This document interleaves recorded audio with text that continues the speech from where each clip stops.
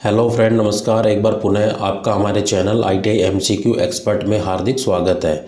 साथियों, आज हम डिस्कस करेंगे स्टेनोग्राफर इंग्लिश ट्रेड से रिलेटेड इंपॉर्टेंट MCQ क्वेश्चंस। ये MCQ क्वेश्चन स्टेनोग्राफर ट्रेड से रिलेटेड सभी कंपटीशन एग्जाम के लिए अति महत्वपूर्ण है, चाहे आप इस ट्रेड से रिलेटेड किसी भी एग्जाम की तैयारी क्यों न कर रहे हो। MCQ क्वेश्चन सोल्व करने का मेन उद्देश्य यह होता है कि आपको ये आइडिया लग सके कि एग्जाम में कैसे और किस तरीके से क्वेश्चन पूछे जाते हैं। और साथियों, अगर आप पहली बार मेरे चैनल पे आए हैं या अभी तक आपने मेरे चैनल को सब्सक्राइब नहीं किया तो प्लीज़ सब्सक्राइब करें तथा बेल आइकन पर क्लिक कर नोटिफिकेशन को ऑन कर ले, ताकि जब भी मैं कोई नया वीडियो डालूं तो आप तक नोटिफिकेशन जल्द से जल्द पहुंच जाए। तो आज का हमारा फर्स्ट क्वेश्चन है, which among the following is not require for the mail merge. Mail जोड़ने या मेल मर्ज के लिए क्या आवश्यक नहीं है। तो जब भी हम मेल करते हैं एक स्थान से दूसरे स्थान पर जो मेल की जाती है, तो क्या चीज़ हमें नेसेसरी नहीं होती। तो जो वर्ड फील्ड है, जो शब्द क्षेत्र है, वो that is not required for the merge mail. तो मर्ज मेल के लिए हमें आवश्यकता होती है डॉक्यूमेंट्स की, और डेटा सोर्स, और कहाँ पे हमें डॉक्यूमेंट्स को भेजना है, और मर्ज फील्ड। तो इन चीज़ की आवश्यकता होती है, लेकिन जो वर्ड फील्ड है उसकी हमें कोई आवश्यकता नहीं होती है। तो राइट आंसर होगा हमारा option 4। Next question is, which among the following is the use of home की। निम्नलिखित में से होम की का क्या प्रयोग होता है। तो जो यूज पूछा गया है कि जो होम की होती है, आपने देखा होगा कीबोर्ड के ऊपर होम की होती है, तो उसका यूज क्या होता है। That is mainly use to move the cursor to the beginning of the line. Cursor को लाइन के आरंभ में ले जाते हैं। जब भी हम होम की को प्रेस करते हैं तो जो हमारा कर्सर है वो बिगिनिंग ऑफ द लाइन चला जाता है। तो राइट आंसर होगा हमारा option 4। Next question is, which among the following is the use of and की। निम्नलिखित में से एंड की किस लिए प्रयोग की जाती है। तो जैसे होम की होती है, इसी तरीके से एंड की होती है। तो एंड की से क्या होता है, जो हमारा कर्सर है वो मूव कर जाता है at the end of the line. तो move the cursor to the end of line, cursor को लाइन के अंत तक ले जाता है जब भी हम एंड की को प्रेस करते हैं। तो राइट आंसर होगा हमारा option 4। Next question is, which among the following is the extension of MS word document. निम्नलिखित में से कौन MS वर्ड दस्तावेज का एक विस्तार होता है। तो जो एक्सटेंशन यूज किया जाता है MS वर्ड की जितनी भी फाइल होती है, तो आपने देखा होगा कि उनके लास्ट में डॉक या फिर डॉक्स लिखा होता है। तो इससे तरीके से हम पहचान सकते हैं कि ये वर्ड की फाइल है। जिस तरीके से एक्सेल की कोई फाइल होगी, जैसे MS एक्सेल की, उसके पीछे लिखा होगा .XLS, और कोई पावर पॉइंट की फाइल होगी तो उसके पीछे लिखा होगा PPT। तो यहाँ पे जो हमारा राइट आंसर है वो है option 3। Next question is, which among the following is a word processing software. निम्नलिखित में से क्या एक वर्ड प्रोसेसिंग सॉफ्टवेयर है। तो वर्ड प्रोसेसिंग सॉफ्टवेयर है, जैसे हमारा MS वर्ड है, या वर्ड परफेक्ट, या वर्ड पैड। तो ये सभी क्या है कि वर्ड से रिलेटेड है। इसमें हम डॉक्यूमेंट्स को बनाते हैं, टाइपिंग करते हैं, टेक्स्ट की टाइपिंग करते हैं। तो word processing software are MS word, और वर्ड पैड, और वर्ड परफेक्ट। तो राइट आंसर होगा हमारा option 4, all of these. Next question is, which among the following is display on the left of the formula bar. निम्नलिखित में से क्या formula bar की बाई ओर दर्शाया जाता है। तो फॉर्मूला बार की ओर जो दर्शाया जाता है वो होता है display the name of the current cell. वर्तमान सेल का नाम दर्शाया जाता है, जिस भी सेल में हम काम कर रहे हैं। तो आपने देखा होगा कि जो भी हम जिस एक्टिव सेल के अंदर काम कर रहे हैं, तो फॉर्मूला बार के लेफ्ट साइड में दिखाई देती है। तो राइट आंसर होगा हमारा option 3।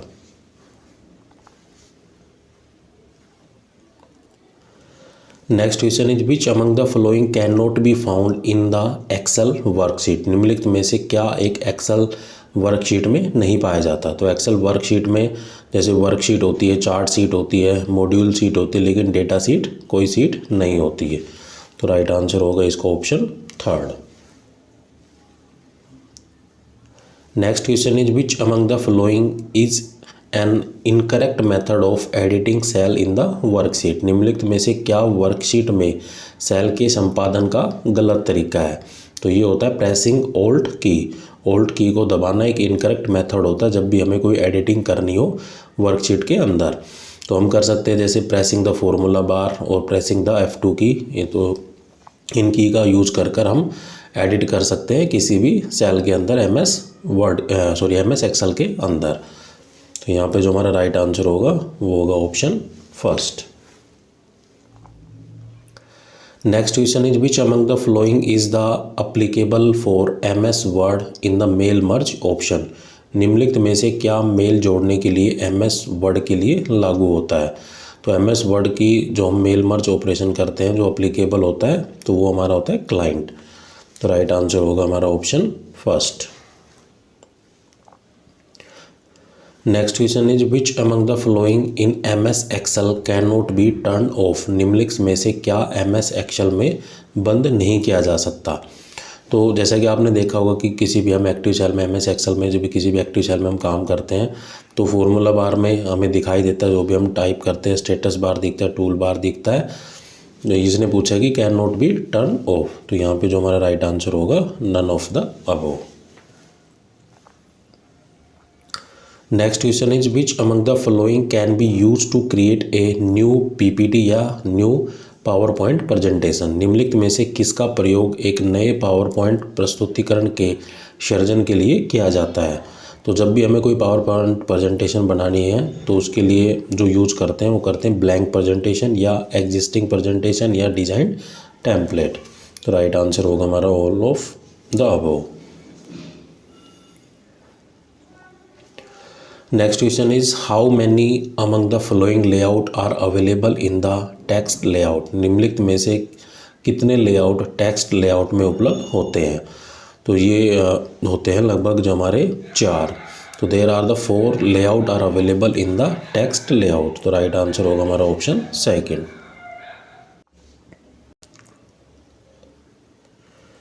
Next question is which among the following can be use to create the pre design template with graphic and animations.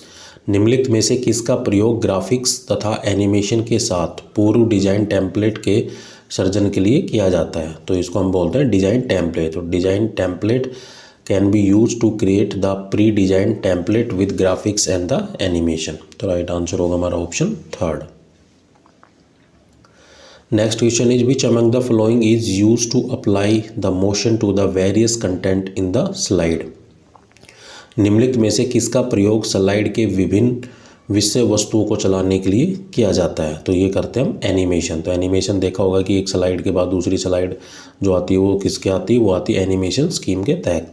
तो एनिमेशन स्कीम या एनिमेशन योजना is mainly use to apply the motion to the various content in the slide. तो right answer होगा हमारा option second.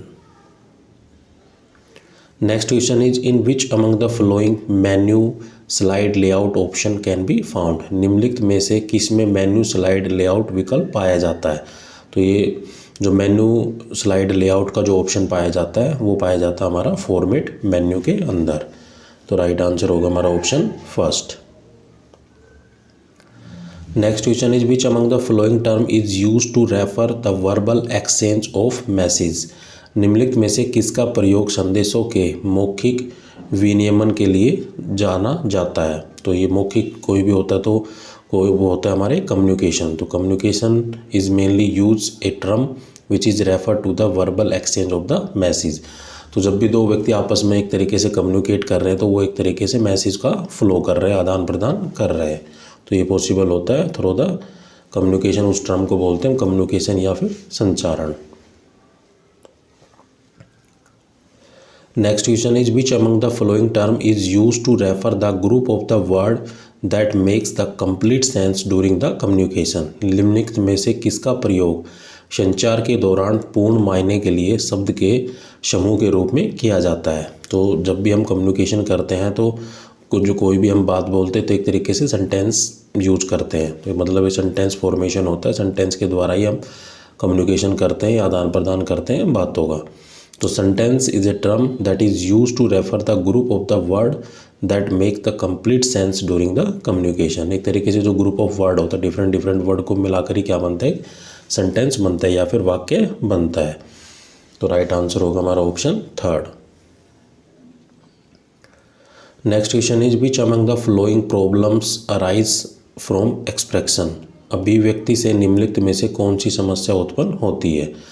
तो एक तरीके से जो एक्सप्रेशंस होते हैं, जो प्रॉब्लम रिलेटेड टू द, ये होती है सीमेटिक प्रॉब्लम या फिर अर्थ संबंधित समस्याएं। जैसा कि आपने देखा होगा कि बहुत से ऐसे वर्ड होते हैं लोगों को उसका मतलब नहीं पता होता है कि इसका मतलब क्या होता है।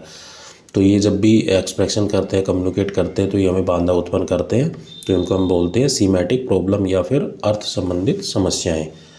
तो राइट आंसर होगा हमारा option first. Next question is when a lot of detail is convey which among the flowing problem occurs. जब बहुत से विवरण पहुंचाए जाते हैं तब निम्नलिखित में से कौन सी समस्या उत्पन्न होती है। तो एक तरीके से कई व्यक्ति ऐसे होते हैं बहुत ज़्यादा बोलते हैं, तो एक तरीके से जो कम्युनिकेशन करते हैं बहुत सी चीज़ गलत बता देते हैं, तो उसको हम बोलते हैं ओवर कम्युनिकेशन या अत्यधिक संचारण, कुछ अपनी लिमिट से भी ज़्यादा बोलना। तो over communication is a lot of detail is convey from among which create a problem. तो राइट आंसर होगा हमारा ऑप्शन फर्स्ट। तो आदमी को उतना ही बोलना चाहिए जितनी ज़रूरत हो। Next question is which among the following enables to understand the message. निम्नलिखित में से क्या हमें संदेश समझने में सक्षम बनाता है। तो कोई भी मैसेज है उसको हमें अगर अंडरस्टैंड करना है, समझना है, तो वो एक तरीके से क्या कहलाती है, डीकोडिंग, व्याख्या करना। तो decoding is enable to understand the message. हमें अगर मान लो कोई फ्रेंच में कोई चीज़ आ गई और हमें फ्रेंच लैंग्वेज आती नहीं है, तो हम उसको डिकोड कर सकते हैं या एक तरीके से उस मैसेज को पढ़ सकते हैं कि वो क्या कहना चाहता है। तो राइट आंसर होगा हमारा option fourth. Next question is which among the following is considered as a primary enemy in communication process. निम्नलिखित में से किसे संचारण प्रक्रिया में प्राथमिक समस्या के रूप में माना जाता है। तो जब भी हम कम्युनिकेशन करते हैं तो जो प्राइमरी बाधा आती है हमारे अंदर, तो वो किसके कारण आती है, वो शोर के कारण या डिस्टर्बेंस के कारण आती है। तो noise is consider as a primary enemy in the communication process. मान लो दो व्यक्ति ऐसे स्थान पर बात कर रहे हैं, वहाँ पहले से बहुत काफ़ी शोर शराबा है, तो आपस में कम्युनिकेट, आदान प्रदान या बातों का नहीं कर सकते या नहीं कर पाएंगे। तो राइट आंसर होगा हमारा option third. Next question is which among the following term is use to refer to the main page of the website. निम्नलिखित में से किसका प्रयोग वेबसाइट के मुख्य पृष्ठ के लिए किया जाता है। तो कोई भी वेबसाइट का जो मुख्य पेज होता है उसको हम बोलते हैं होम पेज। तो home page is a term that is use to refer to the main page of the website. Home page या फिर मुख्य पृष्ठ। तो राइट आंसर होगा हमारा option second. Next question is which among the following is not a search engine. निम्नलिखित में से क्या एक सर्च इंजन नहीं है। ये क्वेश्चन है, काफ़ी रिपीटेड क्वेश्चन है, काफ़ी एग्जाम में ये आपको देखने को मिल सकता है। तो अकॉर्डिंग टू द ऑप्शन जो ट्विटर है हमारा एक नॉट ए सर्च इंजन। जैसे गूगल है, बीइंग है, याहू है, तो इस पर हम चीज़ों को सर्च करते हैं, लेकिन जो ट्विटर है उस पर हम एक तरीके से ट्वीट कर सकते हैं या फिर चैट कर सकते हैं। तो राइट आंसर होगा हमारा option four. Next question is which among the following term is use to refer the use या user verification by the identity verification and the password. जैसा कि आपने देखा होगा कि किसी भी चीज़ को हम जब यूटिलाइज करते हैं, ऑथेंटिकेट करते हैं, तो हमें एक आईडी और एक पासवर्ड की आवश्यकता पड़ती है। तो निम्नलिखित में से किसका प्रयोग पहचान और पासवर्ड द्वारा यूजर के सत्यापन के लिए किया जाता है। तो उस शब्द को हम बोलते हैं ऑथेंटिकेशन या प्रमाणीकरण। तो authentication is a term that is use to refer to the user verify by the ID and the password. तो राइट आंसर होगा हमारा option second. Next question is which among the following type of software is Google Chrome for the personal computer. PC या personal computer के लिए Google निम्नलिखित में से किस प्रकार का सॉफ्टवेयर है। तो जैसा कि आप जानते हैं कि गूगल क्रोम एक तरीके से जब इंटरनेट को चलाते हैं तो गूगल क्रोम या इंटरनेट एक्सप्लोर या फायरबॉक्स, मोजिला, तो इनका हम यूज करते हैं सर्चिंग के लिए। तो Google Chrome for the PC is a जो सॉफ्टवेयर होता है एक तरीके से वो क्या है कि ब्राउजर है। तो राइट आंसर होगा हमारा option second. Next question is which among the flowing must be avoid for the effective communication. निम्नलिखित में से किसे प्रभावी संचार के लिए निषेधित किया जाता है। अगर कोई भी हमने इफेक्टिव कम्युनिकेशन बनाना, आपस में मतलब ढंग से बात करनी है, तो किस चीज़ को हमें अवॉइड करना होगा। तो मल्टीटास्किंग मतलब एक समय पे बहुत से लोग बोल रहे हो, तो इस चीज़ को हमने कम्युनिकेशन के अंदर अवॉइड करना है फॉर द इफेक्टिव कम्युनिकेशन। तो राइट आंसर होगा हमारा ऑप्शन थर्ड। तो जैसा कि आपने देखा होगा कई बार हम मान लें पीसी में कोई बंदा हमसे बात करना चाह रहा है, हम पीसी में व्यस्त हैं, तो इस तरीके से क्या होगा, ये मल्टीटास्किंग होगा, मैं पीसी भी चला रहा हूँ और बात भी कर रहा हूँ। तो ये जो कम्युनिकेशन कहलाएगा वो एक इफेक्टिव कम्युनिकेशन नहीं होगा, तो इस चीज़ को हमें अवॉइड करना चाहिए।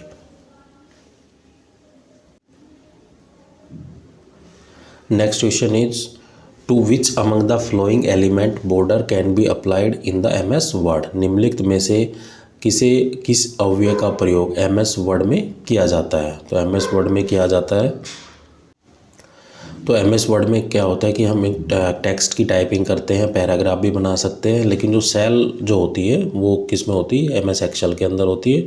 तो इसके मुझे जो करेक्ट लगते हैं वो दोनों ही लगते हैं, सेकंड एंड थर्ड, पैराग्राफ भी हो सकता है और टेक्स्ट भी हो सकता है। अगर यहाँ एमएस ऑफिस देता तो all of the above correct होता। Next question is which among the following is not a standard page margin in MS Word. निम्नलिखित में से क्या एमएस वर्ड में मानक पृष्ठ मार्जिन नहीं है। तो किस एमएस वर्ड के अंदर जो स्टैंडर्ड मार्जिन होता है पेज, जैसा कि आपने देखा होगा हम पेज को एडजस्ट करने के लिए हमें लेफ्ट में मार्जिन देना है, राइट में या टॉप में या बॉटम में, तो एक तरीके से जो स्टैंडर्ड नहीं होता है वो सेंटर पे हम नहीं ला सकते। तो centre is not a standard page margin in the MS word. तो एमएस वर्ड के अंदर हम लेफ्ट मार्जिन भी ले सकते हैं, राइट मार्जिन भी ले सकते हैं, टॉप मार्जिन और बॉटम मार्जिन दोनों ले सकते हैं, लेकिन सेंटर मार्जिन नहीं ले सकते। तो राइट आंसर होगा हमारा option third. Next question is which among the following component in the MS word is landscape. निम्नलिखित में से किस घटक को एमएस वर्ड में लैंडस्केप कहा जाता है। तो एक तरीके से दो ओरिएंटेशन देखी होगी आपको अपने पेज की, एक लैंडस्केप होती है, एक पोर्ट्रेट होती है। तो ये क्या होती है कि पेज की एक ओरिएंटेशन होती है। तो राइट आंसर होगा हमारा ऑप्शन थर्ड या पृष्ठ अभिविन्यास। Next question is which among the following is not a standard font style in the MS Word. निम्नलिखित में से क्या एमएस वर्ड में फ़ॉन्ट का जो मानक स्टाइल नहीं है। तो इसमें हम बोल्ड भी कर सकते हैं, इटैलिक भी कर सकते हैं, अंडरलाइन भी कर सकते हैं, लेकिन सुपरस्क्रिप्ट है वो एक स्टैंडर्ड नहीं होता फ़ॉन्ट का इन किस में, एमएस वर्ड में। तो राइट आंसर होगा हमारा option third.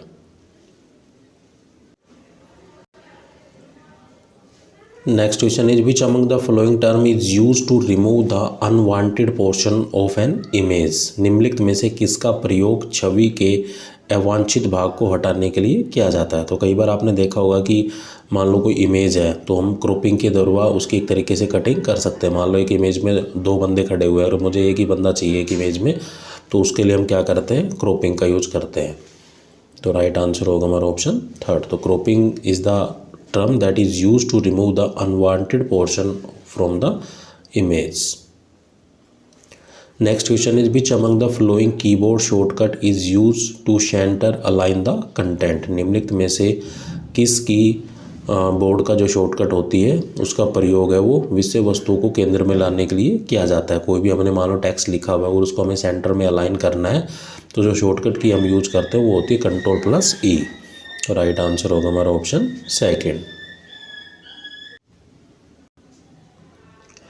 Next question is which among the following term is use to denote the space between beginning of the paragraph and the left margin. निम्नलिखित में से किसका प्रयोग पैराग्राफ के आरंभ तथा बाएं मार्जिन के बीच के स्थान को दर्शाने के लिए किया जाता है। तो उसको हम बोलते हैं इंडेंटेशन या अभिस्थापन। तो indentation is a term that is use to denote the space between the beginning of the paragraph and the left margin. तो राइट आंसर होगा हमारा option second. Next question is which among the following content are found in the end of the documents. निम्नलिखित में से कौन सी विषय वस्तु दस्तावेज के अंत में पाई जाती है। तो ये होता है हमारा एंड नोट। तो अंत नोट जो पाया जाता है वो पाया जाता है एंड ऑफ द डॉक्यूमेंट में। तो and note is a content that are found in the end of the documents. तो राइट आंसर होगा हमारा option third. Next question is which among the following term is use to denote the letter और the number return above an other character. निम्नलिखित में से किसका प्रयोग या किस शब्द का प्रयोग शब्द तथा अंक के ऊपर लिखे गए अन्य कैरेक्टर को दर्शाने के लिए किया जाता है। तो जैसा कि आपने देखा होगा कि मान लो ए की पावर हमें 2 लिखनी है तो उसको हम बोलते हैं सुपर स्क्रिप्ट। तो superscript is a term that is use to denote the letter और the number written above the character. तो राइट आंसर होगा ऑप्शन सेकंड। जैसे इस तरीके से इसको हम बोलते हैं superscript. Next question is which among the following term is use to denote the letter और the number written below another character. निम्नलिखित में से किस का प्रयोग शब्द तथा अंक के नीचे लिखे गए अन्य कैरेक्टर को दर्शाने के लिए किया जाता है। तो उसको हम बोलते हैं सबस्क्रिप्ट। तो सबस्क्रिप्ट क्या है, नीचे लिखी जाती है, और सुपर स्क्रिप्ट क्या होता है, वो ऊपर लिखा जाता है। मान लो जैसे H2O लिखना है तो H2O जो हमने 2 लिखा है तो वो हमारा क्या कहलाता है, सबस्क्रिप्ट। अगर ऊपर कोई चीज़ लिखते हैं तो उसको बोलते हैं हम सुपर स्क्रिप्ट, अगर नीचे लिख रहे हैं तो उसको बोलते हैं सबस्क्रिप्ट। तो राइट आंसर होगा हमारा option third. Next question is in which among the following element page number is added. निम्नलिखित में से किस इकाई में पृष्ठ संख्या जोड़ी जाती है। तो पृष्ठ देखे होगा कि मान लो हमने कोई फाइल तैयार की, उसमें 10 पेज है तो उसकी नंबरिंग जो की जाती है वो किस में की जाती है, फूटर के अंदर। एक होता है हेडर जो ऊपर लिखा जाता है और फूटर होता है जो नीचे लिखा जाता है। तो पेज की जो नंबरिंग की जाती है एक तरीके से वो नीचे की जाती है, अब उसको हम बोलते हैं फूटर। तो राइट आंसर होगा हमारा option second. Next question is which among the following can be use as a water mark. निम्नलिखित में से किसका प्रयोग वाटर मार्क के लिए किया जाता है। तो आपने देखा होगा कि मान लो जैसे मैं आपको आपको जो PDF दिख रही है इसके पीछे लिख दूँ कुछ भी, जैसे अपने चैनल का ही नाम लिख देता हूँ ITI MCQ एक्सपर्ट। एक तरीके से ये क्या कहलाएगा, ये हमारा वाटर मार्क कहलाएगा। तो वाटर मार्क कोई भी टेक्स्ट भी हो सकता है, नंबर भी हो सकता है, कोई इमेज भी हो सकती है। तो राइट आंसर होगा हमारा option fourth. Next question is which among the following type of text appears the light behind another text. निम्नलिखित में से किस प्रकार का पाठ दूसरे पाठ के पीछे हल्का दिखाई देता है। तो इसको हम बोलते हैं वाटर मार्क। जो एक किसी भी PDF फाइल में कोई मान लो किसी इंस्टीट्यूट के द्वारा कोई वर्ड में डॉक्यूमेंट्स बनाया गया या PDF बनाई गई है तो वो अपना नाम लिख देते हैं कि इंस्टीट्यूट का नाम लिख देते हैं कि ये चीज़ हमारे द्वारा बनाई गई है। तो वाटर मार्क कोई टेक्स्ट भी हो सकता है, इमेज भी हो सकती है और नंबर भी हो सकता है। तो राइट आंसर होगा हमारा option third. Next question is which among the following term is use to denote the direction of the page in the viewing. निम्नलिखित में से किसका प्रयोग दिखाई देने में पृष्ठ की दिशा को दर्शाने के लिए किया जाता है। तो इसको हम बोलते हैं ओरिएंटेशन। तो orientation is a term that is use to denote the direction of the page in the viewing. तो जैसे कि पेज की जो ओरिएंटेशन होती है, जैसे आपने देखा होगा कि एक होती है पोर्ट्रेट, एक होती है लैंडस्केप। तो ये जो खड़ी होती है वो पोर्ट्रेट होती है और जो पड़ी हुई होती है उसको बोलते हैं लैंडस्केप। तो इन दोनों को जो कंबाइनली जो टर्म यूज करते हैं उसको हम बोलते हैं ओरिएंटेशन या फिर पेज ओरिएंटेशन। तो राइट आंसर होगा हमारा ऑप्शन सेकंड। तो साथियों आज का वीडियो कैसा लगा कमेंट करके ज़रूर बताइए। अगर अभी तक आपने मेरे चैनल को सब्सक्राइब नहीं किया तो प्लीज़ सब्सक्राइब करें, लाइक करें और ज़्यादा से ज़्यादा अपने दोस्तों को शेयर करें। थैंक यू, जय हिंद।